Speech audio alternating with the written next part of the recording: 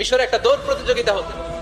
ওই দৌড় প্রতিযোগিতায় আমর ইবনে আস রাদিয়াল্লাহু তাআলা আনহুর ছেলে অংশগ্রহণ করেছে, কিন্তু এক মিশরি ওই দৌড় প্রতিযোগিতায় চ্যাম্পিয়ন হয়ে গেছে। রানার্স আপ হয়েছে আমর ইবনে আসের ছেলে। এবার মিশরি ফার্স্ট আর গভর্নরের ছেলে সেকেন্ড। রাগের চোটে আমর ইবনে আসের ছেলে ওই মিশরির মাথার মধ্যে কয়েকটা বাড়ি মেরেছে।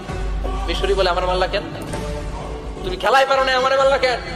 কয় আনা ইবনুল আকরামিন, আমি গভর্নরের পোলা, আমি যা বলবো এটাই হবে, আমার উপরে কথা নাই। মিশরি ওইখানে আর ঝগড়া বাঁধায় নাই, মনে দুঃখ নিয়ে মদিনায় চলে আসলেন। এসে বললেন, আমিরুল মুমিনিন, আপনি আমর ইবনুল আস রাদিয়াল্লাহু তাআলা আনহুকে মিশরের গভর্নর বানিয়ে পাঠিয়েছেন। একটা প্রতিযোগিতায় আমি চ্যাম্পিয়ন হয়েছি, ওনার ছেলে হয়েছে রানার আপ। কেন সে চ্যাম্পিয়ন হতে পারে নাই? এই কারণে আমার মাথায় লাঠি দিয়ে 3টা বাড়ি মেরেছে। বিচারটা দিছে কার দরবারে? কথা বুঝেন নাই বোধহয়।